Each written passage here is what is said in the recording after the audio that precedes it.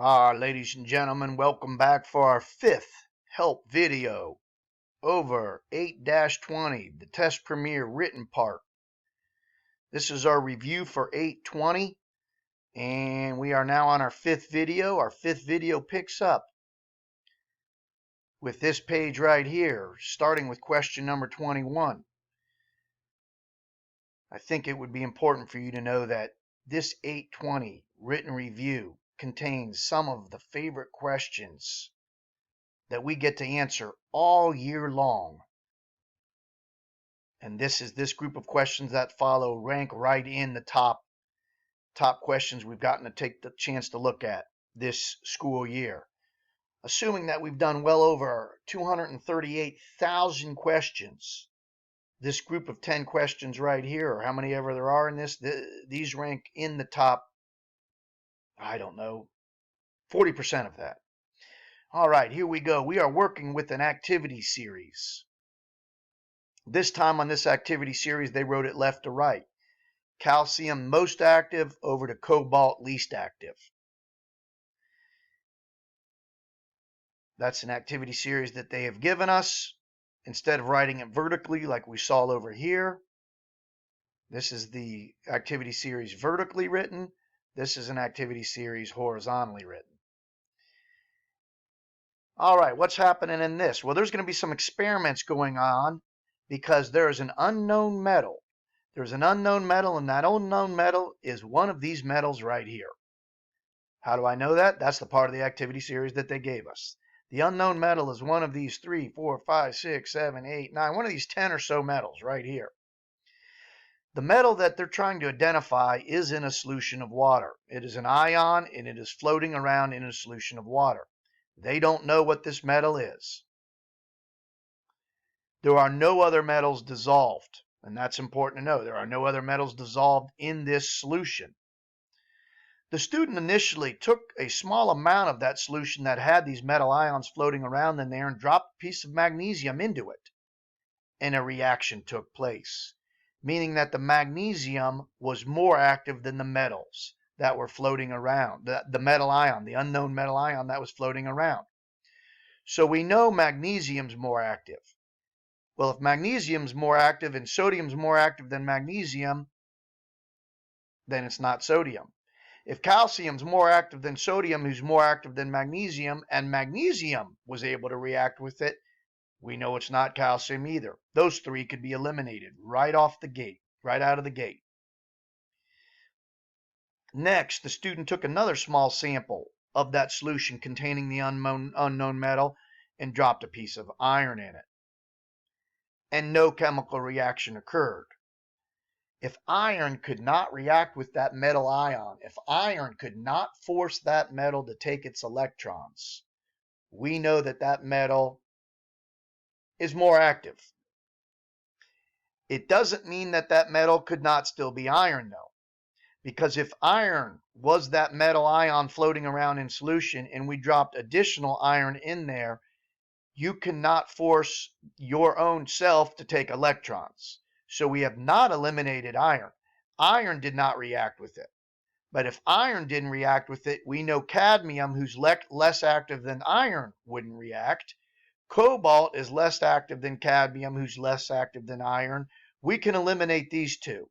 If iron doesn't react, we know that cadmium wouldn't and cobalt wouldn't. It can't be those metals. So which metals could it be? These five right here. Aluminum, manganese, zinc, chromium, or potentially iron. Again, iron, because if you drop iron in and there's iron floating around, it won't react. The student took some of the solutions that was left, took the solution that left containing the metal ions and divided it into several small samples. And the student happened to have 4 other pieces of metal. The student had manganese, the student had aluminum, the student had zinc, and the student had chromium. The student didn't need any more iron because they already used iron. What did the student do next? The student took a piece of manganese and dropped it into one of the samples containing the unknown ion. one of two things could happen. It could react or not react. So let's see what happens. Let's say no reaction took place. The student dropped manganese in the solution and no reaction took place. What would that mean? It would mean that manganese, it's either manganese floating around in there. So as we were saying, if you drop manganese in the solution and it doesn't react, it means that our metal could be manganese. If it did react, we would know that our unknown metal was one of these three, because manganese is more active than these three. But it didn't react. So the metal could be manganese, but it could also still be aluminum. So if no reaction took place, what metal could the student drop in to get more information? And the answer would be, we need to drop aluminum in now. Manganese didn't react, which means it could be manganese. If it was manganese for sure, if it was manganese, it would have reacted. No, let me say that again. If it was manganese floating around in there, it could still be manganese, because manganese can't make manganese react. So what would we drop in? Aluminum. If a reaction takes place when aluminum's dropped in the solution, if a reaction takes place when aluminum's dropped in, we drop aluminum in and a reaction takes place, we've got it narrowed down to manganese or aluminum, it would have to be manganese. If no reaction happened when you drop the aluminum in, then we know it's aluminum. So once again, how did we narrow it to those two? Well, we dropped a piece of manganese in. If no reaction happens, then it's either manganese or aluminum. If manganese did react, then we would know it was zinc, chromium, or iron, because a more active metal is going to react with these less active metals floating around. Which takes us down to going back to experiment 1. What would happen if the manganese did react? A reaction takes place when the manganese is dropped in. Well, if we drop manganese in and it reacts, manganese is more active than zinc, chromium, and iron. So we would know that it's zinc, chromium, or iron. And that's what it says right here. So now how do we find out which one of those three it could be, assuming manganese reacted with it? Well, if manganese reacted with it, we know it's not aluminum, because aluminum is more active. That's how we got it down to these three. So what would happen if we dropped a piece of chromium in?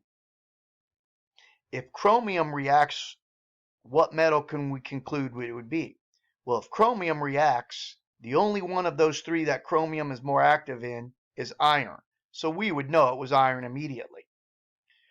What would happen if the chromium right here did not react? If the chromium did not react, it could be chromium. Zinc is more active than chromium, so it could still be chromium. It could be zinc. So it's either chromium or zinc. If the chromium doesn't react, it could be chromium. If it was chromium floating around in there, it could also be zinc. So how do we know? We would need to drop a piece of zinc in there. So we get another solution, drop a piece of zinc in there. If the zinc reacts, we would know it was chromium, because zinc is more active than chromium. If the zinc does not react, well, the only thing left that zinc wouldn't react with is zinc. It would be zinc. Great set of questions there. Hopefully you enjoyed those.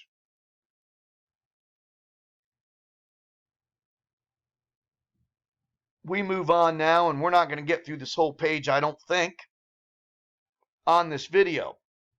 But now we're back to double displacement reactions. A double displacement reaction occurs when zinc fluoride, we need to write the formula, zinc fluoride, ZnF2, zinc is 2 plus, as we've talked about in several of the videos. Zinc is in group 12. It has a Roman number 2 above it, and Roman numeral 2 above it. It has 2 valence electrons, S2D10. It's going to lose those out of the S. Fluorides and halogens. They're Roman 7. They need 1 to get 8. Crisscross ZnF2. So we have zinc fluoride, and we're mixing it with an aqueous solution of ammonium sulfide. Ammonium is NH4. We learned that one to be 1 plus.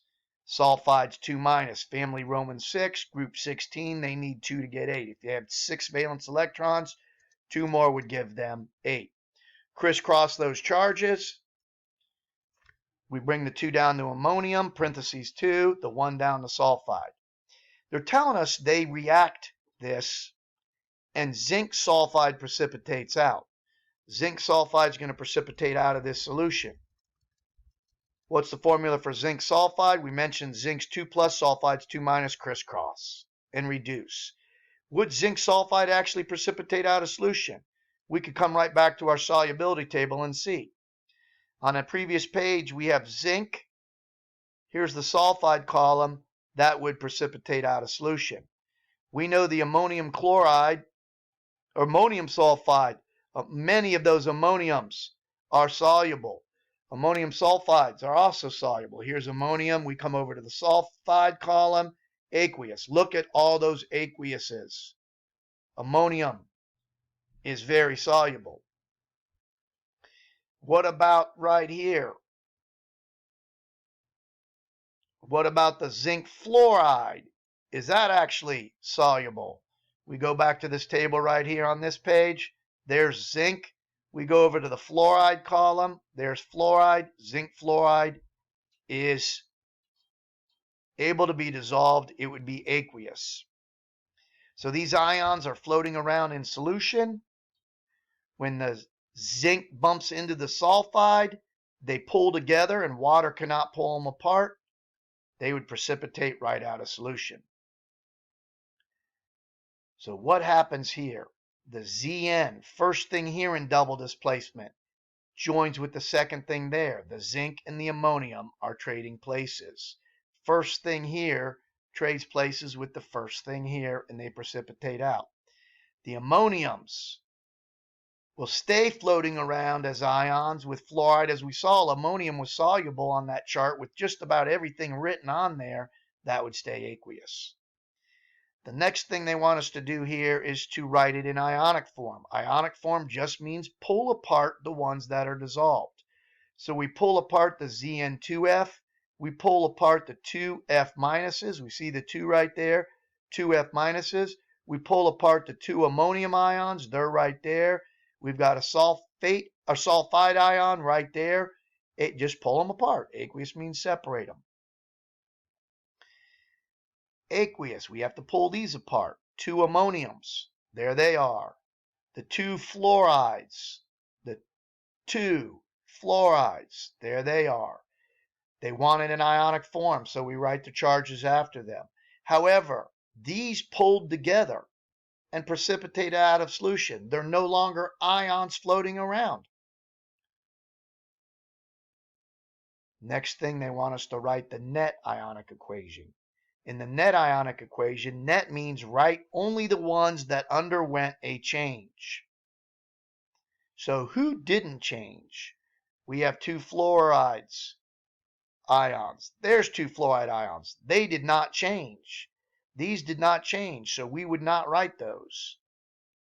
That didn't change. We would not write those. What about the ammonium ions? Did they change? Nope. There's the NH4 plus. There's the NH4 plus. They did not change.